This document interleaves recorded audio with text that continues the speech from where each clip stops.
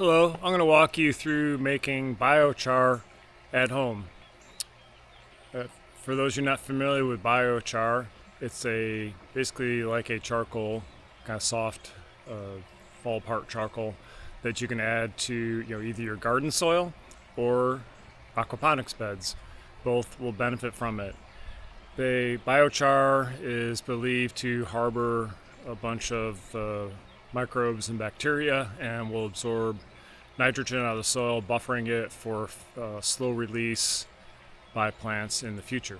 So we'll walk around my yard here a little bit and talk some more about biochar. I built this fire pit several years ago, and we've had a nice fall, winter, spring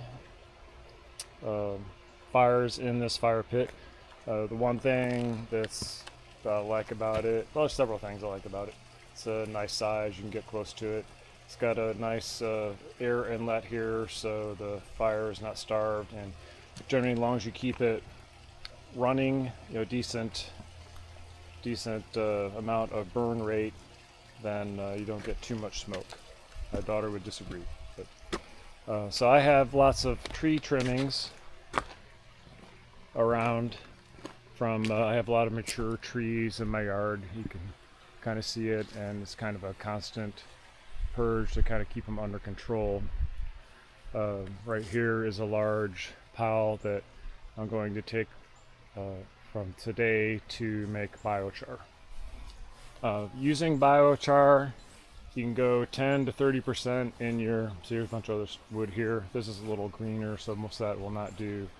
These boards are going to be used in a future aquaponics bed.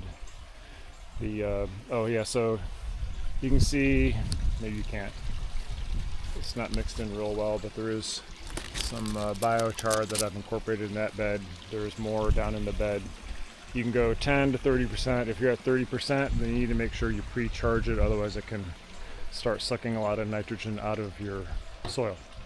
So that is kind of a quick tour of the yard. There's more trees in the front actually need trimming too.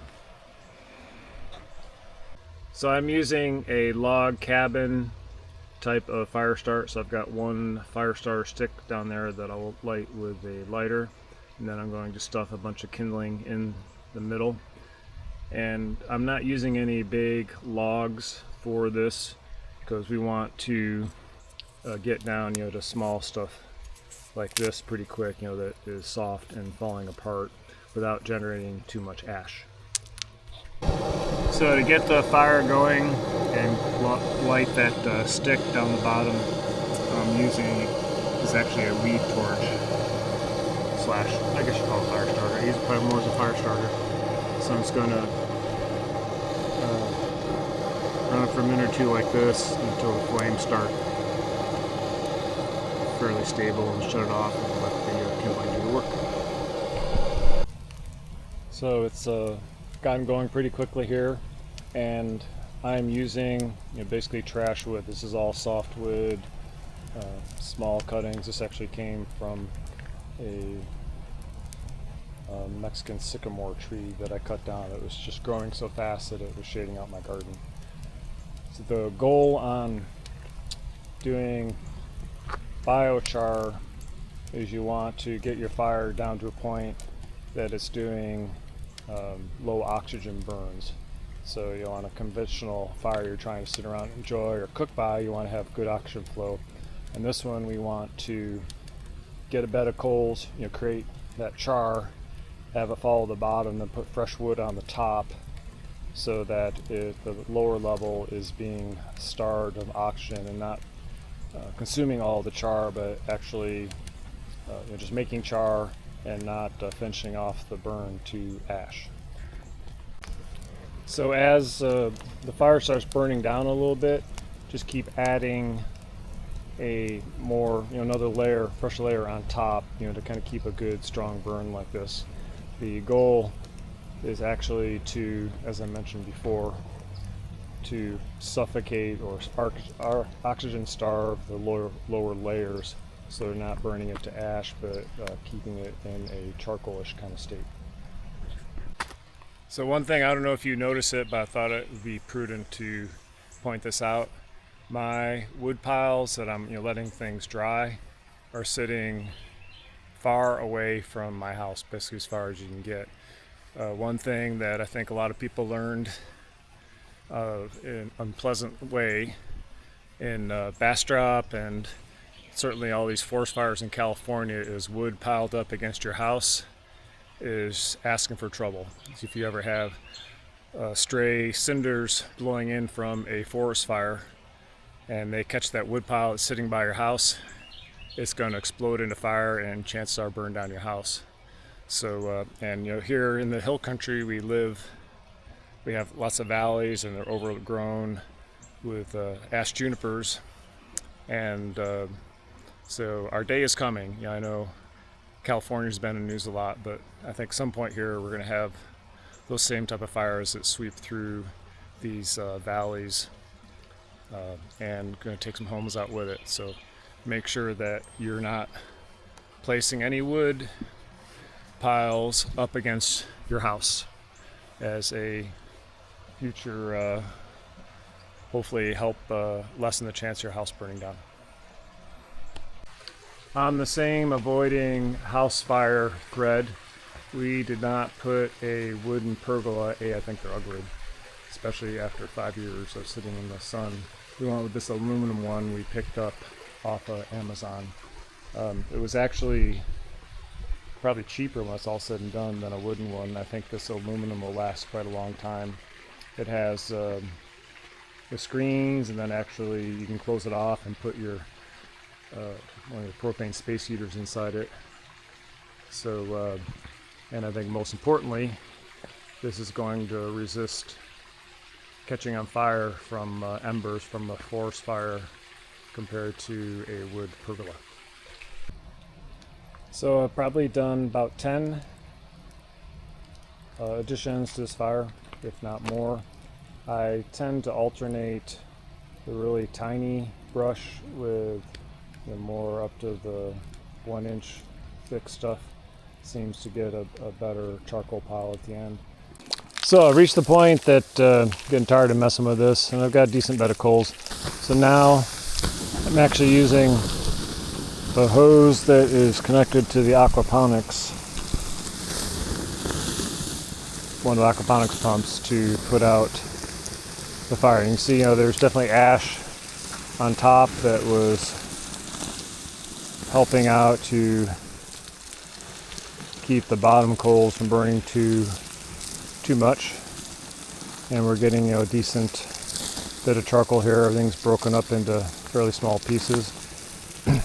One mistake I've made doing this in the past is saying, oh, I wetted it down and we're good, and come back in the morning to find just a pile of ash. So you really need to soak this well, actually to the point that there's standing water, and it's good to stir it if you can while you're hosing it down here. This doesn't have to be aquaponics water. I mean, you can use water from the hose, but the advantage of the aquaponics water is it does have some nitrogen and bacteria in it. I guess most of the bacteria will die from the heat, but it does have nitrates and nitrites to help pre-charge the biochar.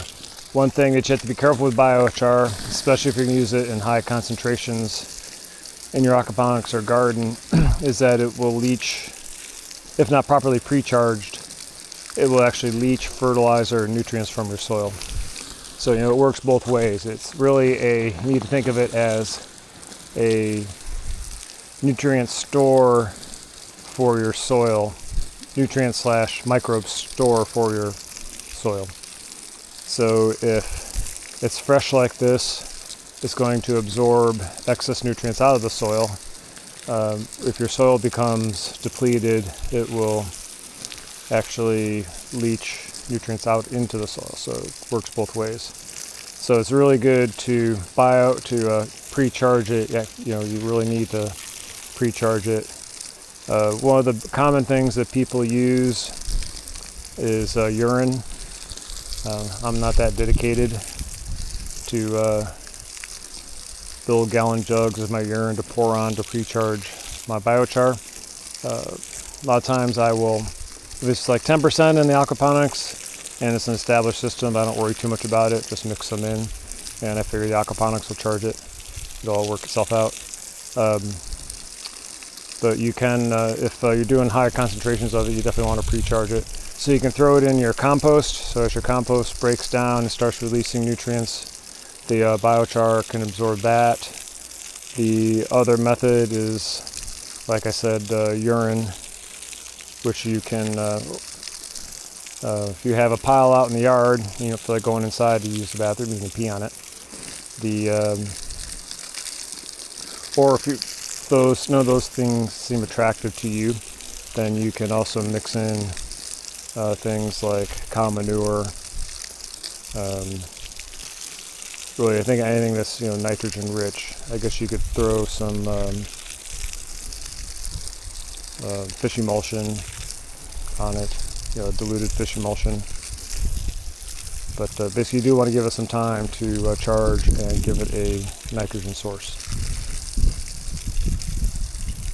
So this, I'll hose this down, like I say, till basically there's no steam coming off. Preferably I actually get it underwater, so there's actually water running out of my fire pit.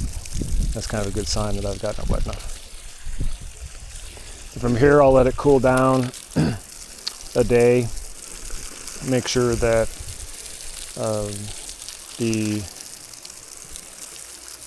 make sure there's nothing smoldering still. So I'm going to light something else on fire and keep it contained in the pit here. And then the next day I'll either throw it in the compost or a pile in the yard that I work on charging over time with some fish emulsion or urine or something like that. If you like this content, make sure to click the like and subscribe. Helps me to get more content out there. And if you're interested in aquaponics, I also have a Facebook page I've just started under the same name, Aquascapes ATX. If you have some questions or you would like to have a company come out and visit, do a video on your setup, that would be exciting to me. I would like to do something like that. So you can reach out on YouTube or throw something in the comments. So thank you for watching.